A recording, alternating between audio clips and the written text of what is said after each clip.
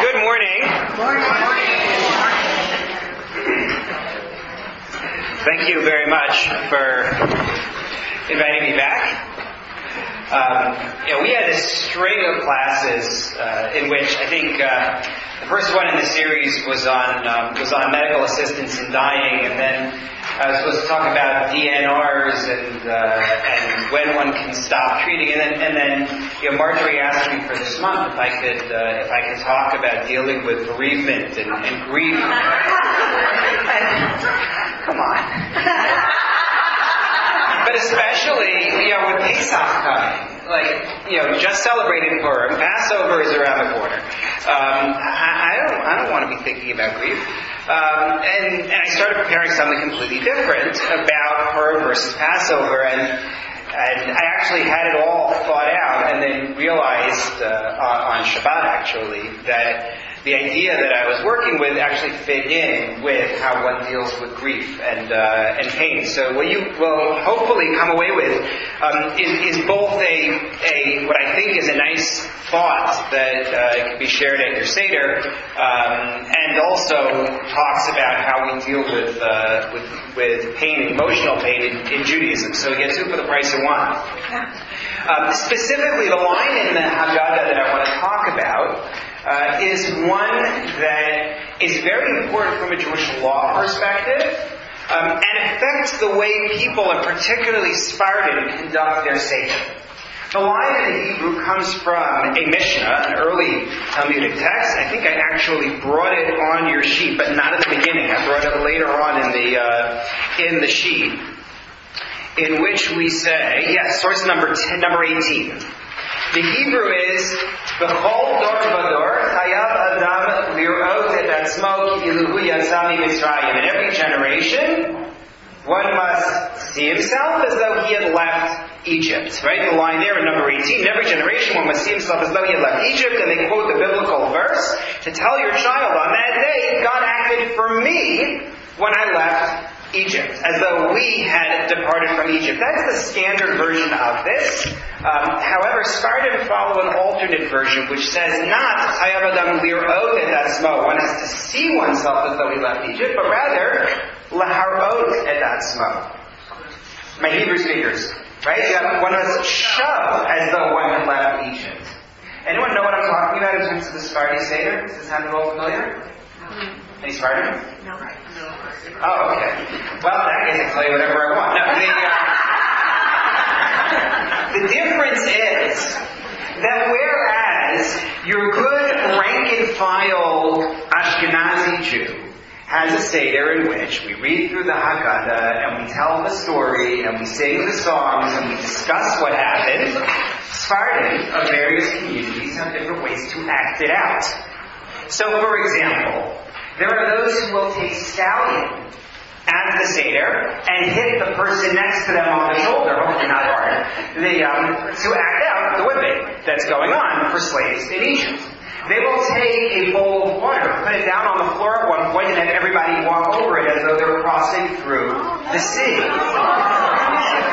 People wear costumes, all sorts of ways to act out leaving Egypt. And what I want to talk about, as we'll see, is the importance of doing that. What is that about? What does that tell us regarding Passover? So that's the line that I'm going to focus on, but in order to get there, it's going to take a while, because that's number 18 for a reason. I want to start out with the following question.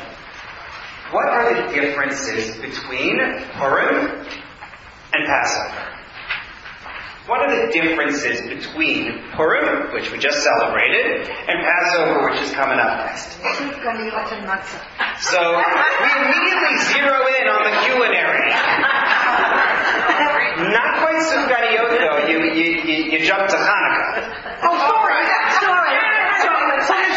Hamantashen, right. Hamantashen and matzah. Major difference, I think. Unless you're Hamantashen and poppy seed, in which case it might as well be matzah. But, sorry. You know that Hamantashen is not the original name, right? Right. You know that they were originally called Muntashen. Haman may well have had a hat, and for all I know, it had 3 corners. others. But no, man tashin, which means wood, which is poppy seed, and tashin are pockets. Right? It's pastry pockets that hold poppy seeds.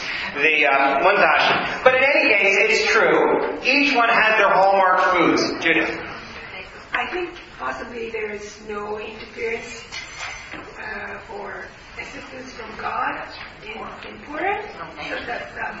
So that man received salvation, whereas in Passover there's a very direct. Right, so Judith points to the story itself, how Purim, even though there's an acknowledgement ritually that God is behind everything that happens, and when you read the story, you say, well, how in the world did that sequence of events play out? Nonetheless, everything is credited to a human cause. All the effects are credited to human causes, whereas Passover, God is everywhere. Whether you're talking about God speaking to Moses, whether you're talking about the plagues, whether you're talking about splitting the sea, it's all God-driven. So that's a major difference as well. You were going to say? I was going to say something. Same thing. So that's certainly a difference. There are many more differences. From a ritual perspective, first of all, Passover is biblical and comes with a prohibition against malacha, against various types of work on the holiday. Purim is rabbinic and does not have that level of prohibition. Passover is 7 days, right? Purim is how many days? 2 days. Right. 1 plus 1, right? 1 in general, and then a separate day, the second day in Jerusalem, effectively, but it's really walled cities. Yeah. Can I ask? Because I just came back from Israel, and my friend was very annoyed that she lives in Jerusalem and she had to wait, and they were going to have their food on Friday. Yes. Why is it that it's a day later in these walled cities? That's a really good question. Why is the walled city different? So, to make a long story short, because we don't have short stories, but that's a long one. So, remember what was supposed to happen. The month is Adar. The 13th day of Adar is the day when all of our enemies are scheduled to attack us. Right? That's when we were all supposed to die. It was the 13th day of Adar, which was last Wednesday. The decree that Esther and Mordechai prepare and Ahasuerus stamps said that we are able to defend ourselves on the 13th day of Adar. And so we go to war in our own defense on the 13th day of Adar around the kingdom. That is, in most of the kingdom, where things end. The war goes on the 13th, and then on the 14th, we celebrate. So the war is the 13th, and then the 14th, it's just a one-day thing, because, again, keep in mind, the Jews did not fight this war for the sake of gaining territory, for the sake of gaining spoils. The Megillah emphasizes repeatedly that Ahasuerus says, you can do whatever you want, and that the Jews did not take any spoils, and they only fought against those who were their enemies who had come to attack them. I know that there's a modern trend to look at Purim as a very bloodthirsty holiday, but when you actually read the Megillah, you realize this was fundamentally a war of self-defense, and that's precisely why it's only a one-day war almost everywhere. Almost everywhere, this is the sequence. The 13th they defend themselves, and then the 14th is the holiday. However, Esther makes a request. The capital city, the city of Shushan, Haman's home base. Esther says, there's too much of a threat against us. And so what I want, in Shushan specifically, in the capital, the Persian Empire had 4 capitals, each one for a different season. But in Shushan, this capital, they're going to fight on the 14th day as well. And then on the 15th, they'll stop and they'll have their holiday. So that everywhere but Shushan, they celebrate on the 14th day of Adar. In Shushan, they celebrate the next day, the 15th day of Adar. Now, how does that translate to Jerusalem today?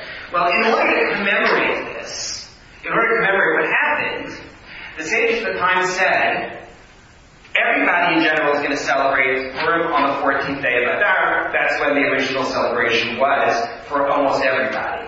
However, to commemorate what happened in Shushan and that extra day, cities that are like Shushan, that have walls, because being a walled city in the day of Purim meant more than just architecture. Having a wall meant you were an established city. That was the place everyone would gather at a time when they were under attack.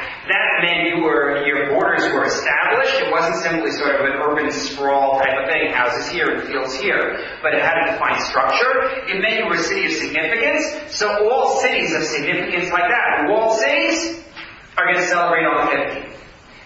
Except there was one problem. Because like I said, we don't have short stories. And the problem that we had was that Jerusalem did not have a wall in those days. This is the period after King Cyrus, the Persian king who conquered the Babylonians, had allowed the Jews to come back to Israel and to build a temple, but before there was a wall around the city, and the city was under constant attack from the Samaritans. They were suffering terribly. If you're reading the beginning of the biblical book of Nehemiah, you read about this there. And because of that, there's a fear. Cities like Shushan in Persia are going to be recognized as real cities, and Jerusalem is not. So the sages said, we're going to grandfather in Jerusalem. Since Jerusalem had a wall originally, we're going to count Jerusalem. So this became, the 15th day of Adar became the celebration for Shushan and walled cities, including Jerusalem with its wall, which goes back to the days of Joshua. And the result of that, paradoxically, is that today we don't have a Jewish community in a walled city of Shushan anymore. Right? We don't have any walled cities we know of from that time where Jews are living today. But Jerusalem still has a wall. It's been rebuilt a couple of times since then. But what it means is that the only place that I know of where anyone celebrates Purim on the 15th day of Adar at this point is Jerusalem.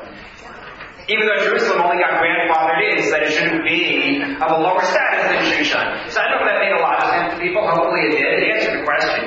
It's the right answer. But that's the story. But going back to where we were. Differences between Purim and Passover. Purim, we read the Geulah. Passover has Hallel, right? Songs of praise, and of course we have the Haggadah at the Seder. Purim has costumes. Right? Passover, again, if you're Sephardi, you can have costumes at your Seder. There's the Kiddle, sort of a costume. The mother is supposed to be like a queen, the father like a king in the Seder. It came from Europe, in my house. Yeah. My father used to be with the pillow, my mother used to be with the pillow like a king. Well, the pillows, traditionally everyone got a pillow. Yeah. Traditionally everyone got a pillow. And the mother being a queen, that's not unique to Passover. That should be daily. So we have differences. There are many differences, the truth of the matter is. Purim involves a threat to our lives. Passover involves a threat to our freedom. Passover leads to the creation of a nation. Purim enables the survival of that nation. But what we're going to see is that there's another difference between them in terms of the way we approach grief, the way we approach pain, and that's where we're going with this. So I start now on your sheet with the first source now.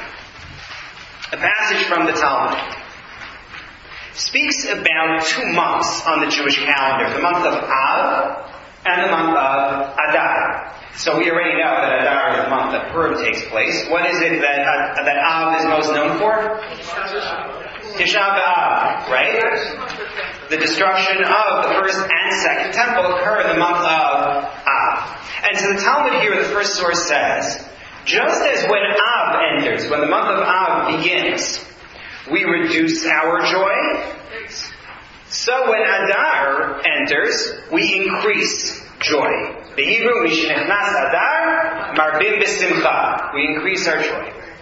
Rav Papa taught the following interesting law. If you were to give me an illustration of what joy looks like, so I would have said, listen to music, right? Eat good food, have get-togethers, right? That's what I would have expected joy looks like.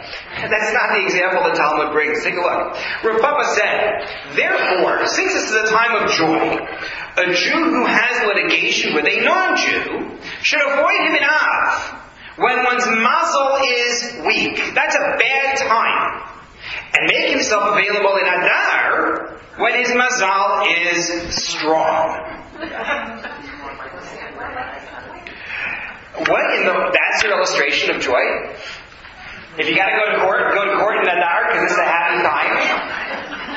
That's a very strange piece of advice. So we have to come back to that. Obviously, or maybe I shouldn't say obviously, what's the reason why Adar would be a time of joy? For Purim, right? We were saved from disaster. We were saved from death. That's the source of our joy. But here I want to ask, what is joy as a concept within Judaism? What is it that makes somebody happy? Freedom. Weddings. Sorry? Health. Big one. Peace. Family. It's very funny. I would have... Less reason to worry. So I'm going to come back to that because that's actually a very important answer. Take a look at source number 2. I love this source. This one always, I don't know if it surprises people, but well, you'll see. They're talking about the Torah's commandment to rejoice on the holiday, the Samachta b'chagecha. So the Talmud says one is obligated to gladden his children and household for the holiday. As the Torah says, you shall rejoice on your holiday. With what does one gladden them? How do you make people happy? With wine. No one said wine. When I talked about what makes people happy, no one here said wine. Rabbi Yehuda said, men with that which suits them, and women with that which suits them. What suits men is wine. But what about women? What's going to make them glad? Rabbi Yosef taught, in Babylon, colored clothes. In Israel, pressed linen clothes. No. So colored and pressed linen depend on the fabric. It's not about the color per se. It's that the colored clothing tended to be made out of a heavier material. And in Babylon, which is a very rainy land, and it was colder, they wanted the heavier material for their new clothing. Whereas in Israel, the linen, the lighter material, was more appropriate to the climate. So on the one hand, wine, and on the other hand, new clothing. You know, stereotypes are there for a reason. The idea here is that there is an element of joy that comes from physical pleasure. And if I just stopped with that source, I would assume that when the Talmud speaks about being happy, it's about physical pleasure. That's really what we're talking about. But it can't really be true. And there are a variety of sources in Jewish texts and the Talmud itself that show that it's not true. But I thought a really good example was given by Rabbi Avram Price, who I suspect some of you may have known. He was a rabbi in Toronto for decades. So he talked about something very interesting. Somebody who is a mourner, someone who's an Avail in Shiva. Any restrictions on what that mourner can eat or drink? No. Mourner can eat and drink. If the mourner enjoys sushi, the mourner can have sushi. It doesn't make a difference. However, we have a rule that says that during Shiva, a mourner is not allowed to study Torah. Because studying Torah is pleasure. So you're going to tell me studying Torah is pleasure, but sushi isn't? It could be. Maybe that's, look, that more power to you. I think that's wonderful. But why is it that studying Torah is going to be prohibited for the mourner, and we don't say, but stay away from foods that people enjoy. Stay away from wine, for example. So Rabbi Price makes an important distinction in source number 3. He says, it appears in my humble opinion that there are two concepts. One who is enveloped in sorrow and eats and receives pleasure from eating. And 2, one who is hungry but is happy from the arrival of good news or hearing music and song. The term in Hebrew for the pleasure is oneg. The term for joy is simcha. And what he's saying is the two are not synonymous. Even though we talk about wine and new clothing making somebody happy, fundamentally it's about what's going on in your heart. Pleasure, he says, is not prohibited for a mourner. He may eat and enjoy his eating. He is only prohibited from joy. Therefore, he may not learn Torah while in mourning, because Torah gladdens the heart. So the idea that Rabbi Price is expressing here And again, I think it's a broader idea within Judaism that you could support, and he does from various sources, is that joy is really about a relaxed mental state. I am not worried, right? There's your answer. I'm not worried. I'm not stressed. Everything is fine. Whether I have physical pleasure or not is really separate. You ever hear the idea? It's called in Hebrew the Neshama Yisera. Neshama Yisera. Anyone ever hear that? Anyone ever hear the idea that the food you eat on Shabbat does not contribute to your calories and therefore you're okay? You've never heard that? No. Oh, yes. It's not true. Sorry. But here's the idea. The Talmud speaks of a person having neshama yetera, an extra spirit, an extra soul on Shabbat. What does that mean, having an extra soul on Shabbat? So some people take it very literally, like I have a soul, and then Friday night I light candles, an extra soul kicks in. However, that's not the way Rashi, commenting on the Talmud, explained it. Take a look at source number 4. He said it's breath of spirit, harchavat hanefesh, a broadening of one's spirit for rest and joy, to be open wide, to eat and drink without being repulsed, meaning I don't feel anxiety, I don't feel stress, I can enjoy my meal and feel good about what I'm doing. And that's what's supposed to come with Shabbat, because I say all my work is done, I can't deal with that right now, it's out of my mind, and all I do now is just have a good day. That's what I'm supposed to have on Shabbat. That's this neshama yetera, this extra spirit, a feeling of I have what I want. And that's what we have on Purim.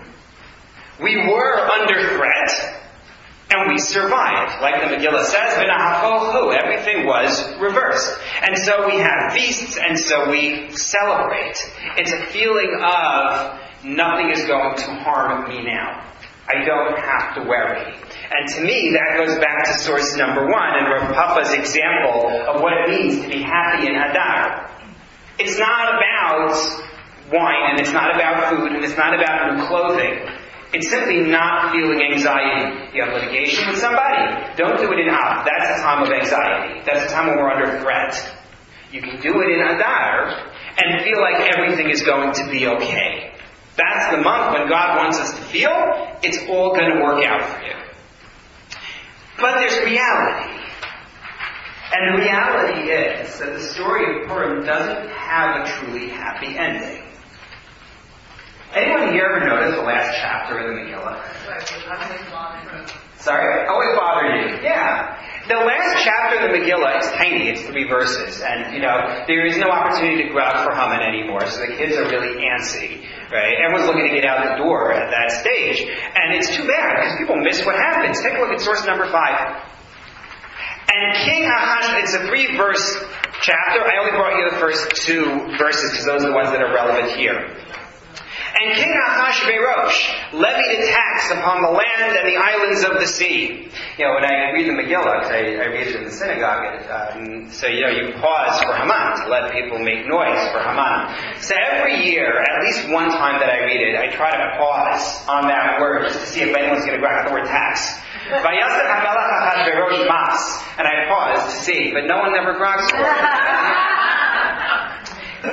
And King Ahasuerus levied a tax upon the land and the islands of the sea, and all of his deeds of strength and might, his, Ahasuerus's, and the explication of the greatness of Mordechai, who was elevated by the king, are recorded in the book of the accounts of days of the kings of Media and Persia. In other words, at the end of this book, Ahasuerus is still the king.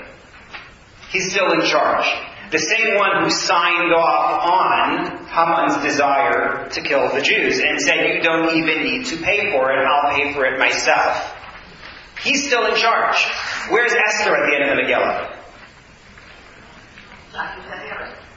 Back in the palace/harem, whatever her position is.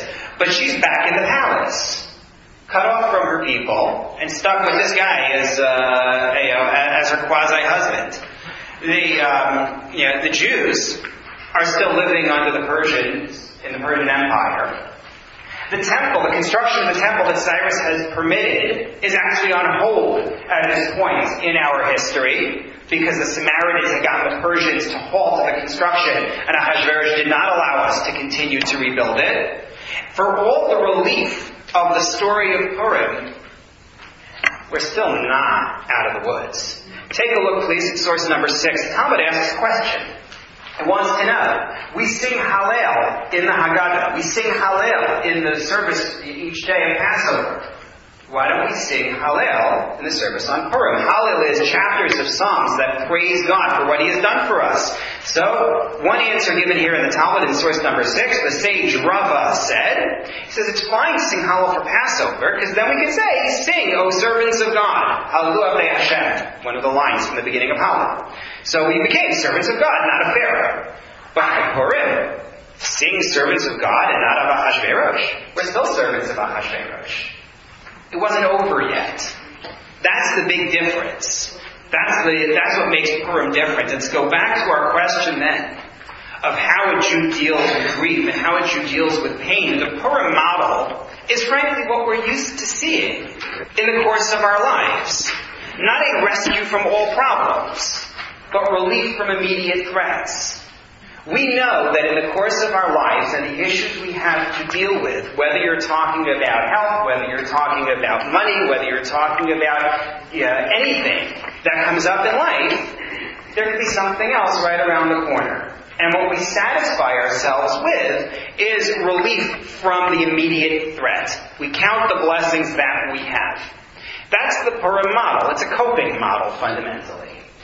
That's one way to look at grief and pain, and that's the Purim model. We say, you know what? We're going to bang for Haman, we're going to make a big feast, we're going to celebrate, we won this time, and we survived, and then let's see what happens tomorrow. Yeah? Ahasuerus gave us a present to make an army. Now, you look in the history, not every country gave us permission to make an army, and so we were free. We felt freedom for one day. I don't think that it was for one day because we said that the whole story is like a fairy tale. And therefore? Therefore, we don't know how many days. All the numbers are really making, like Ahasuerus was a king of 127 countries. It's also everything, how many days he made a mistake. 180 days. Okay. For a reason, though. What? For a reason. Because who's invited to that 180-day party? Yes, but no. It was really 180 days? Keep in mind, Ahasuerus' 180-day party, people get so fixated on this number. He invited the leadership of all of the lands under his control. You think you can get them all to show up on the same week and they're all just going to be in your headquarters? All the numbers are really... I can believe in the concept of it. I can believe in the concept of a non-literal read of a number and saying that a number in particular case is an exaggeration. But here it fits the storyline very well because there was one day when they were attacked, right? That was the day of the decree. I have no reason to think... Because that was the day they were under assault. That was it. We can talk about it more after, but that's the Purim model. The Purim model fundamentally is... You got your relief. Now let's talk Passover, because Passover is different. Take a look, please, at source number 7. This comes from a text called The Response of the Gaonim, Shuvot HaGaonim. The Gaonim were the leaders of the Jewish people, both from a scholastic perspective and from a quasi-political perspective, from, call it, end of the 6th century, beginning of the 7th century, until basically the beginning of the 11th century. They were based, for the most part, in what is today Iraq. There were other schools at one point in North Africa, in Israel as well. But the Gaon, literally Gaon means person of power. Today it's come to mean genius, because the Gaonim were the heads of the schools, and therefore they were known for that as well. But fundamentally, Gaon, like the word Ga'ava, is somebody with a position of power.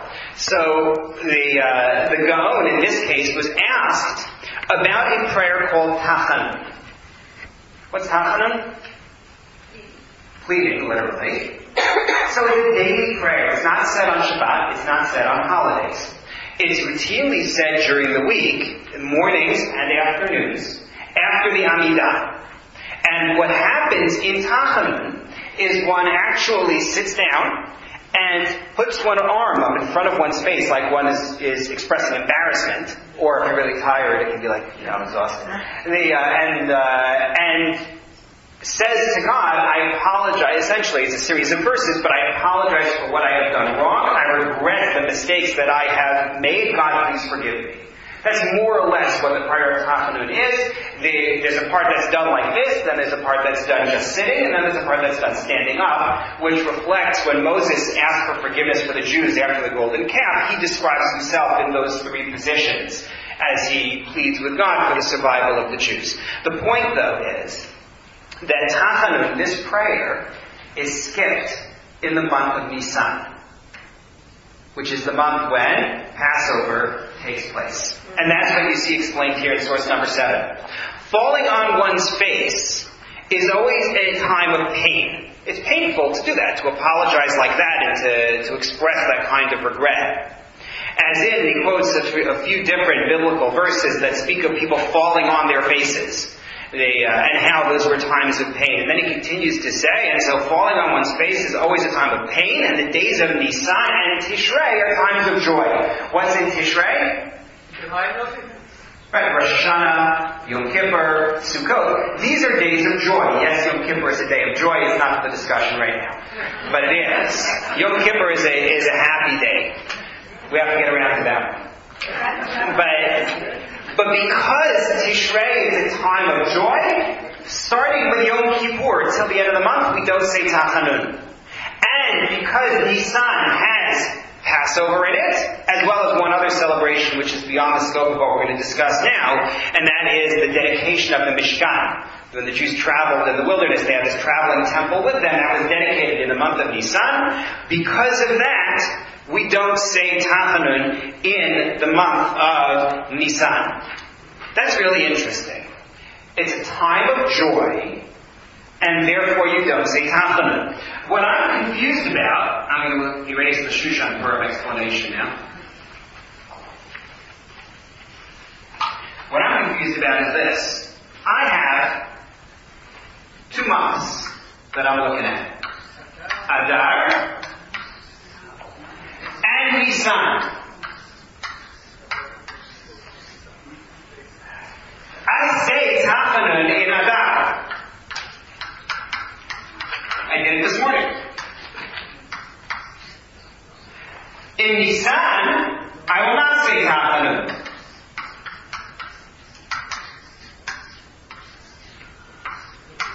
And what I'm confused about is that the month that is identified as a month of joy is Adar. So why am I saying Tachanun in Adar? And why don't I call Nisan a month of joy? It seems like we picked the wrong month. Right? We should have skipped Tachanun in Adar, not skip it in Nisan. The whole thing doesn't fit. It's a very odd phenomenon. It can't really be about joy. And the answer is it's not. The reason to skip Tachanun is not really about joy. It's about a different word. And the word that we're going to talk about is Geulah. Geulah. What does Geulah mean? Redemption. This is a more important word than joy, as we're going to see. Take a look, please, on your sheet, source number 8. A discussion of certain events in our history and when they took place. Rabbi Yehoshua said, in Nisan the world was created. Not the view that it was created around when we celebrate Rosh Hashanah. He thinks the world was created in Nisan. So there. In Nisan the patriarchs were born. Meaning, leave that be for now. In Nisan the patriarchs died. On Passover Isaac was born. On Rosh Hashanah the slavery halted for our ancestors in Egypt. And in Nisan they were redeemed. We had our Geulah in the month of Nisan. And what I want to show you is that Geulah is much more powerful than Simchah. Redemption is much more powerful than joy. And that's, to me, the key Purim Passover distinction, is this distinction between joy and redemption. So in order to do this, I needed to know, what does Geulah really mean? Because the word redemption can mean points on your credit card, right? you redeem your miles, right? What in the world is redemption? When you think about it, I can't come up with an easy, simple definition of redemption. Can you? Sorry? Saved from? Saved from pharaohs. Saved from pharaohs. Or saved from disappearing if the miles expire. Yeah? Well, that's it. The word annihilated, it's surviving. It's almost like a rebirth if you're not, Survival, and then Judah says rebirth, which is, I think, more potent than survival. Right? Survival feels like a Purim thing. Yeah? Ga'al in Hebrew, you can understand it better than in English. Yes. Because Ga'al, it means he saved you from something. Good. Ga'al it's fascinating. It's a very flexible word in Hebrew, and that's where we're going with this. I wanted to know what in the world, Ga'al, Geulah, really means. Save. Sorry? To save. Right, to save. But I went looking in other Semitic languages. Some of the other ancient Near Eastern languages, Akkadian languages like that, to see. And I came up with something that I thought was very interesting. It doesn't exist in the other languages. Meaning, many words that you will find in Hebrew appear with similar meanings in other ancient Semitic languages. You can find it in Arabic, you can find it in Akkadian, you can find it in Ugaritic. You can find words that are similar, not this root. It's not my discovery. Other writers have noted this before. But that in and of itself I found interesting. And then I started looking at the way this word is used biblically. And what this word, Ga'al, Geulah, actually means. And I found, unfortunately, that it's used in a pretty broad range of cases. Let's take a look at some of the uses. I gave it to you on the sheet. I gave you examples of each one on the sheet. Take a look at source number 9, please. The very first appearance of this root biblically is a sentence which some of you may know as a bedtime song. For kids. Hamalach HaGoel Oti. Right? Anyone know that song? Hamalach HaGoel. Well, there are different versions of it. Some people sing it to Bach. But it's Jacob speaking about the angel who was Goel, as I wrote here on the sheet, from all harm. In other words, the image there of Geulah, the earliest use, is to be saved from harm. That's our first appearance. To be Goel is to save from harm. That one's easy. That fits with everything we've said about redemption. And if I could just stop with that usage, it would be dishonest, but it would fit the theme, and that would be that. There's more to it. The second example that I brought here is when the Jews are in Egypt and God pledges to take them out. And I will be Goel you, Begalti etchem, with an outstretched arm and great judgments. There, it's not about being saved from harm. It's being saved from bondage. Still saved from, but oppression, bondage, a claim that another person has over you to demand something of you. So God is going to save us from being bound to somebody else. Then you get a third one. And all the lands of your all of the lands of your holdings you shall give Geulah to the land. What is that talking about? Nope, close. It is close. Does it have to do with the place where the land is not worked, that the land is not worked? Close. It's referring to the Yovel year, the Jubilee year. And under the laws of the Jubilee year, every 50 years, if I bought somebody else's land, their ancestral land, it goes back to them. That is the Geulah that I give the land back. The land is liberated from my control, and goes back to the original person with whom it was associated, the original family. That's also called Geulah. So, liberate land is also under this. Rabbi, yes. is that upheld by the court? Rabbinical courts would. I mean, in Israel today, no, because ancestral land requires the division among the tribes and everything else, which we don't currently have. The Jubilee year doesn't exist as of this time.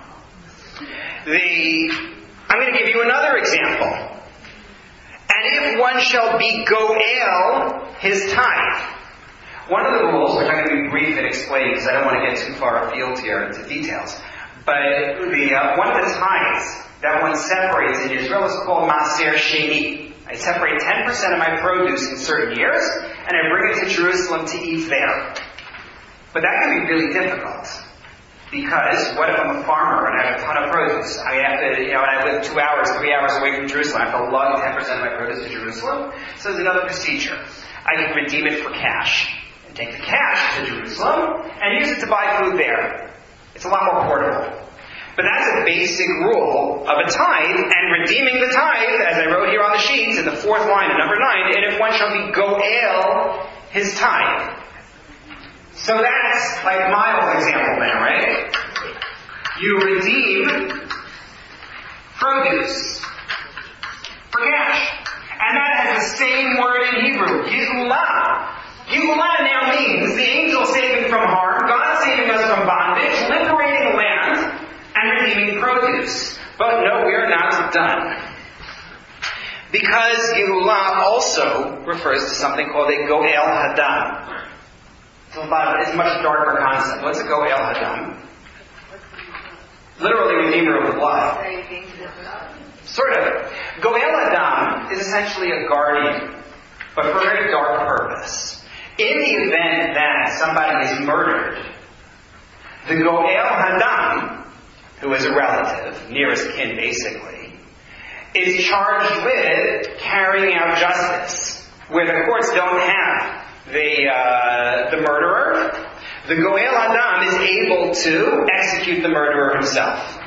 Now, there are a lot of rules surrounding this. This is not carte blanche to go out and kill people. It is really a longer discussion. The only reason I'm bringing it here is because now I have to add that to my list of places where Goel is used. Apparently, it's also the blood relative is the Goel Hadam.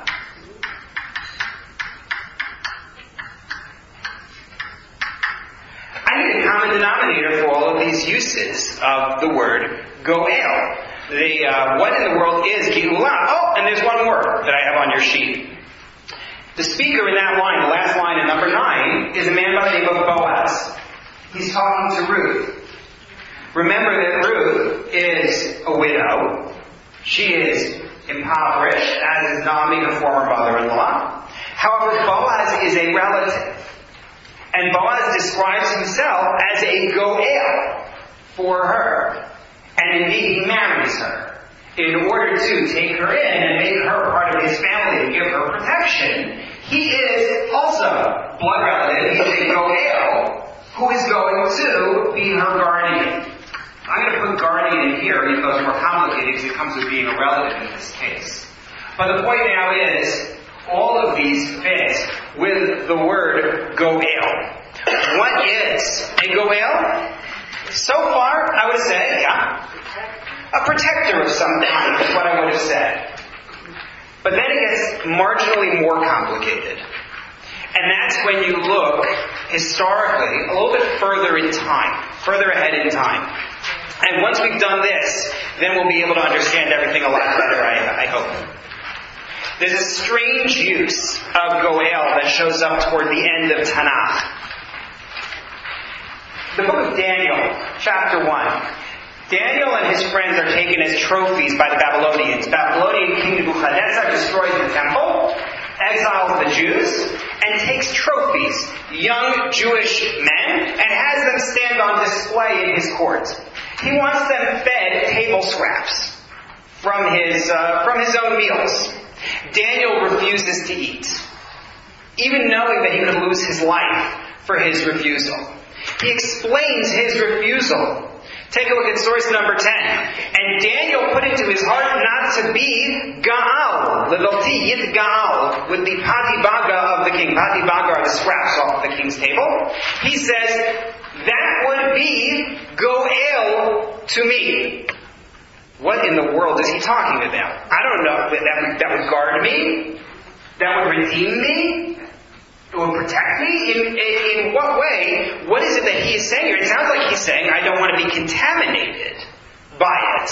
Take a look at the other line I brought you in source number 10, a criticism of the prophet Malachi in the beginning of the Second Temple, where the Jews are criticized for bringing bad offerings in the temple. They bring their rejects as their gifts to God. You serve upon my altar lechem migoal, bread that is migoal. Migoal with an aleph, not with an ayin. Not magil, different word. But the bread that is migoal is something that is repellent. And so I'm looking at this, and I can't understand. We have all these nice uses for Geulah. Saving from harm, saving from bondage, liberating land, giving produce, a blood relative who's going to take care of somebody, a guardian, someone who saves others. Geulah is to be saved from harm, except when it means something disgusting, something repellent. How in the world do you make sense of this? There's actually one more usage biblically that I found, but I'm not going to belabor the point. But there's a use in the book of Ezra as well. And then, I found something fascinating in the Dead Sea Scrolls. One of the Dead Sea Scrolls is called the Temple Scroll. And it describes laws of purity and impurity. And if you take a look at source number 11 from the Yigal Yadin edition of the Dead Sea Scrolls, of the Temple Scroll, and on the day, he's describing impurity. On the day they will remove the corpse from wherever it's been, they will sweep the house from all tig-olet of oil and wine. Tig-olet, something that has also been made impure. There's a sense that goel can refer to something impure also. So what is it all about? I'll tell you what I think. There is a verse which I brought you in source number 12, but I'm not going to do it from the verse itself. But this is the last complicated part, and then I think it all becomes more clear. There's a word in Hebrew that's used for something that is filthy. That is filthy. It's used for dirt. It can be used, not to be impolite, but it can be used for excrement. The word is so'ah. Sadi vav aleph hey, so'ah. Something which has been produced, or something which is to be removed. Something that you want out of the space where it currently is located. In other words, all of these uses for Geulah, including the negative ones, refer to something which is to be removed from the place where it is. Geulah means removal from my terrible situation in a full and complete removal. Whether that means the angel who saves from harm, whether it means God taking the Jews out of Egypt and saving them from bondage, whether it means liberating the land so it can go back to the original family, whether that means redeeming the produce, the blood relative, the guardian marrying Ruth, all of those cases, as well as the negative examples for Daniel, something which is to be removed, something that is impure, is fundamentally what Geulah means, is to be removed completely and totally from your situation. Take a look at source number 13, which is where God speaks to the Jews about what He is going to do for them. And I will take you out from beneath the suffering of Egypt. I will save you from their labor. You can ignore the underlines for now. I will save you from their labor. I will redeem you from them with an outstretched arm and great judgments. I will take you to me as a nation, and I will be your God. You will know that I am Hashem, your God, who took you out from beneath the suffering of Egypt, and I will bring you to the land. That Geulah is what God is promising dramatically. And now take a look at number 14. That's the 4 cups at the Seder. What is the source for the 4 cups? Why do we have 4 cups of wine or grape juice at the Seder? Exactly. Rabbi Yochanan quoted Rabbi Benaiah, the 4 expressions of redemption. That's what I underlined for you in number 13. I will take you out. I will will save you, I will redeem you, and I will take you to me as a nation. The fifth one, I will bring you to the land, is the source for the fifth cup. Right? Which people call the cup of Eliyahu, the cup of Elijah. That's what that's for. There are other origins for the 4 cups, but I don't want to distract. The point here is, it's all about being taken out in such a way that we will no longer be slaves of Ahasuerus. On Purim, Ahasuerus is still there at the end. He's still levying taxes. Esther is still trapped. The Jews are still stuck. Pesach, Passover, it's all over. Take a look, please, at source number 15, and you'll see a great example of this. Maimonides writes in his Code of Law, one may dwell anywhere in the world. A Jew can live wherever he wants, other than Egypt. What do you mean? 3 times the Torah warns not to return to Egypt. Biblical verse, Deuteronomy, never again shall you return by this path. Another one, you will never again see her, meaning Egypt. And you shall not see them again ever. You will never see Egypt again. God tells us that 3 times after we leave Egypt to say, this is not just joy. This is not only the Simchah of Adar, this is Geulah. You are taken out of where you were, and you will never ever experience that again. And in fact, we are warned not to seek Egypt again. Take a look at source number 16. I brought you a passage from Jeremiah where he criticizes the Jews of his day. There's a major war going on between the Babylonians off the east and the Egyptians southwest. The Babylonians are coming through. God says, you're going to be exiled to Babylon. Some of the Jews say, we're not interested in Babylon. We're going to look for an alliance with the Egyptians. Look at the warning they get. Jeremiah says in number 16, this is the JPS translation. I did the translations on all the others, but I got tired. So he says, but if you say, we will not stay in this land, thus disobey the Lord your God. If you say, no, we will go to the land of Egypt, so that we may not see war or hear the sound of a horn, and so that we may not hunger for bread, there we will stay. If that's what you're going to say, then hear the word of the Lord, O remnant of Judah. Thus said the Lord of hosts, the God of Israel, if you turn your faces toward Egypt, and you go and sojourn there, the sword that you fear shall overtake you there, in the land of Egypt. And the famine you worry over shall follow at your heels in Egypt too. And there you shall die. He says, don't you dare go looking for support from the Egyptians. As far as God is concerned, the next time the Jews will have an alliance with Egypt is in a messianic time when Egypt themselves come to recognize God. Take a look at source number 17. I'm rushing a little bit. In Isaiah, where he predicts, on that day, this future messianic time, Israel will be a triad with Egypt and Assyria, blessing in the midst of the land, as God has blessed it, saying, blessed is my nation, Egypt, the work of my hand, Assyria, my portion, Israel. When everybody is united in recognizing God, that's when you're going to see Egypt again. Okay.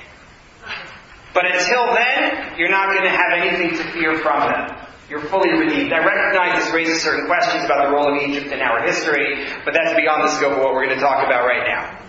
The point here is that that's why you don't say Tachanun in Nisan. Because you don't say this prayer of Tachanun, this sad prayer, because this is a month when you're fully redeemed. Not like Purim. Purim's approach is realistic. Purim's approach says, I'm never really going to get out from under this, but I can live with it. I'm okay with the way things are. Pesach's approach is supernatural. There is a Geulah. I can envision an end, a time when my pain will be removed. From a mental health perspective, we encourage people to come to acceptance, right? The 4 stages of grief. We want people to come to acceptance and to say, I can live with my new reality, with who I am now. And that's the Purim model, and it's reasonable. But in many situations, one can envision a day when the threat will actually be entirely vanquished. And that takes me back to what we do with the Seder. Go back to number 18 now, please. In every generation, one must see himself as though he had left Egypt. In every generation, we have to see ourselves as though we had left Egypt. Meaning, it's important for us to have that aspiration. It's important for us to say, not only I can deal with it, but I can escape from it. I can be above it. And that's what we're doing at our Seder. Whether like the Sephardim, where we'll dress up and act it out and, walk around the table and the whole bit. I think it's just convenient as a model for a whip. I don't think it's anything else. Yeah, I don't know. Maybe it induces tears. I don't know. I'm Ashkenazi also. Sorry. But this is what we're doing, is we're saying we need to see this as a possibility. To look not only for Simchah, for joy, but also for Geulah, to be taken out of where we have been. That's what we're trying to do. This is your Seder Torah. When you get up to this point in the Seder, you stop everybody and you spend an hour explaining Purim versus Passover, or you're just saying, there's this thing called joy, there's this thing called redemption, and end of Purim, end of Passover, check. Yes? Were Jews not supposed to live in Egypt? So it's a very interesting thing. Go back for a second to the top line in number 15 where I gave you the bio little blurb there for Moses Maimonides. You see what I wrote? 12th century Egypt. Maimonides lived in Egypt. He lived in Egypt, yes indeed. There's even a legend, although it's not true, but there's a legend that used to sign his letters saying, Moses the Small, however he signed his letters, Moses son of Maimon, who violates 3 prohibitions on a daily basis. These verses here. It's not true. But indeed, there's a lot of discussion about how he justified the fact that he indeed lived in Egypt. Is it really a prohibition? Is it not really a prohibition? It's also very interesting because there are Jews now who go on Passover programs and they celebrate in Egypt. I find that bizarre, but it is true. Passover program in Egypt. Go figure. It's sort of like a Greek celebration of Hanukkah. But in any case, I have an Iranian neighbor, and I wanted to tell him about Purim, and they decided it wasn't worth it. That's not a joke. That was actually serious. But in terms of these two approaches, I brought you a midrash in source number 19. The midrash speaks about a few people who, in its words, saw new worlds. Rabbi Levi said, anyone regarding whom the text says in the Torah he was, saw a new world. And Rabbi Shmuel says there are 5 people like that. Noah, Joseph, Moses, Job, and Mordechai. And I singled out Moses and Mordechai because they're the ones who are relevant for us. Moses, yesterday he fled from Pharaoh. And now he sank Pharaoh in the sea. But Ra'a Olam Chadash, he saw a new world. And Mordechai, yesterday he was designated for hanging. Now he hanged those who would have hanged him. But he saw a new world. The truth of the matter is their new worlds are different. Mordechai still lives under Ahasuerus. Moses lives in a truly new world. And the key for us, I think, is to be able to deal with grief and to be able to deal with pain in the Purim way. And to say, I can cope. I can live with this. This isn't as bad as it was. I will not be destroyed by it. But to always keep our eye on Geulah. To keep our eye on redemption. And so I brought you in number 20, the concluding line of the passage from the Talmud I brought you before. I brought you in source number 8, Rabbi Yeshua's statement about all the things that happened in Nisan. The patriarchs were born, the patriarchs died, Isaac was born, and in Nisan they were redeemed. B'Nisan nig'alu. But the end of the line is what you see in number 20. U'b'Nisan atidin li'gael. In Nisan we will be redeemed in the future. That's why it's such a month of celebration, because of that hope that not only will we have this sort of temporary reprieve, but that we will actually have full redemption. Thank you very much.